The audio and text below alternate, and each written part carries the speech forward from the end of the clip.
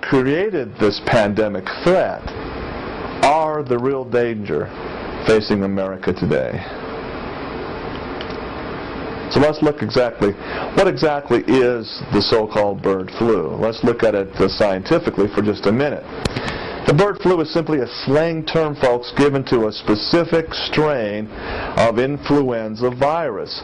Specifically in biochemical terms, biological terms, is called H5N1 because of its RNA and DNA structure.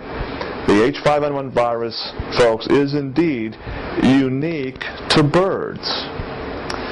Virologists have long determined, now this is going back to the 1910s, 1920s, that H5N1 is indeed unique only to birds and is found naturally in most wild bird populations. Typically, it's not a problem with birds. It has zero mortality to the bird population and is absolutely, let me emphasize this, absolutely is not typically passed on to human hosts. Folks, it's only when the bird populations become overstressed due to either massive contamination of their environment or the overpopulation of a bird flock does the cellular terrain of the bird flock change. The internal workings of the birds as a whole change. When the birds become stressed, their internal terrain changes, then this H5N1 virus can in fact become dangerous or even lethal to the bird population. When the bird dies, folks, this virus in fact evolves into a fungal parasite. Let me emphasize, a virus is the seed, the spore of a fungus. That's what a virus is, as opposed to a bacteria, which is a living one-cell organism. Okay, a virus is the microscopic seed or spores of specific funguses. So when the virus evolves and begins to affect a whole bird population, it helps Mother Nature to cull the flock, to bring it back into the balance that is necessary to keep the bird itself, the bird genes itself, intact. The fungal parasite that evolves from the influenza H5N1 really helps to rapidly decompose the bird as well. It's part of nature's plan. The virus and the fungus has been with the bird population since the day they first began to swim and fly. It's part of the system, part of the ecosystem of nature. Should not be feared, should not be something that we should fear as a country, as a nation. So, why all this hype then? What I just said is true, and I absolutely guarantee you that it is true. Why is there such hype over the bird flu? Now, there is a possibility, there is a way that the H5N1 bird influenza virus can infect humans, can become deadly to humans as well. And that is simply when the bird flu H5N1 mutates because of specific environmental toxic loads.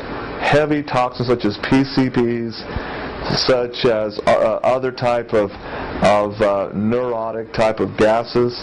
Those type of toxic chemicals can cause mutation, which can jump then from the bird to the human population. Now, these mutations, I got to emphasize, just never do occur naturally. It's only when we see human-introduced toxins, where humans have messed with Mother Nature, basically, that we see these mutations happen. Always keep in mind, when you think about the bird flu, folks, that the so-called H5N1 virus is simply one of over 1,500 naturally benign viruses which are part of nature's life cycle. Did you know there was over 1,500 different viruses that are benign to humans, absolutely benign? from, another example perhaps is the parvovirus of a dog. A puppy gets it, it's deadly to a puppy. Humans have no effect on this virus whatsoever. Just like the parvovirus, H5N1 has indeed been a part of planet Earth for many, many thousands of years without causing massive human deaths or human what's called pandemics. All right?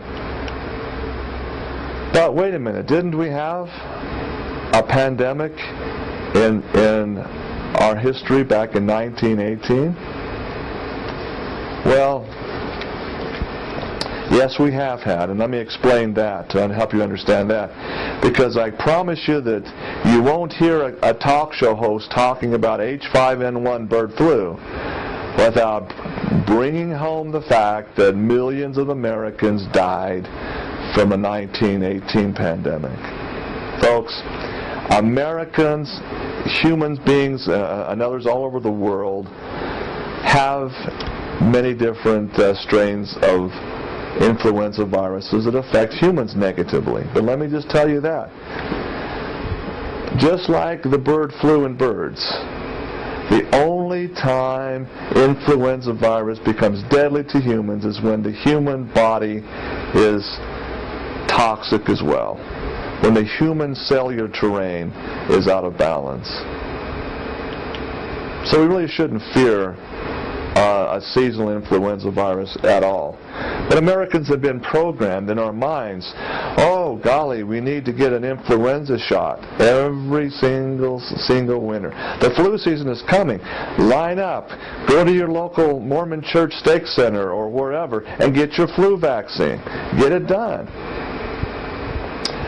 Once again, only when outside pathogens are introduced to the human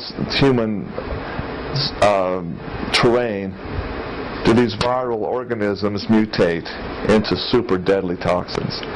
Folks, this is the truth you need to know. You've got to know this about the 1918 pandemic.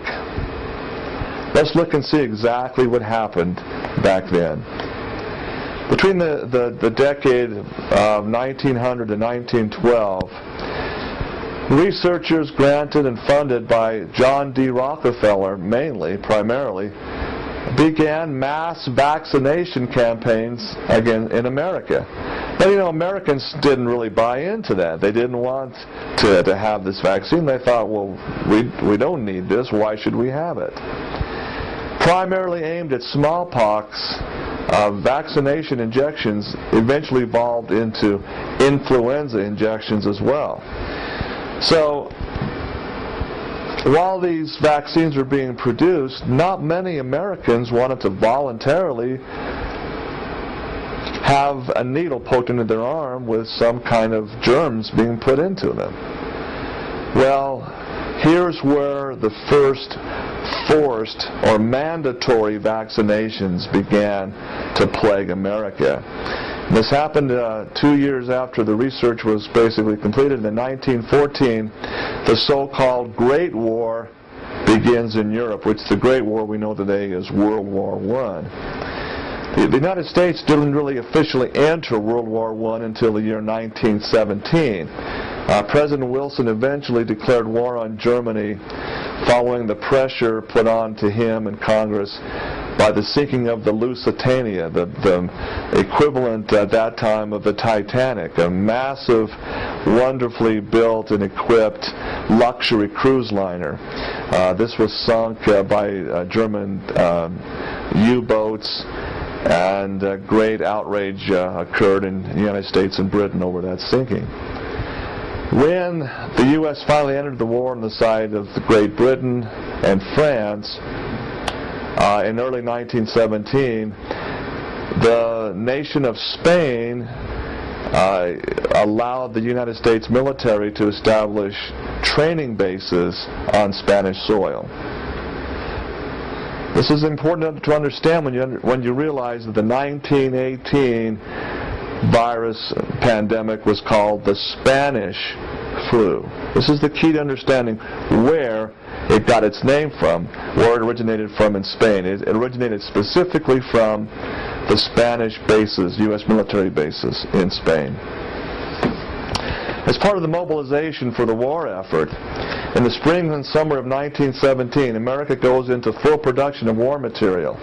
Bullets, tanks, machine guns, all these new little mechanized warfare inventions were produced. For the first time, American men are drafted, forced basically, into military service, and then deployed for training in bases in Spain. This is very important to understand. For the very first time in U.S. history, all new recruits, Army, Navy, Marines, Air Force, all new recruits are given mandatory vaccinations, one of which is a very broad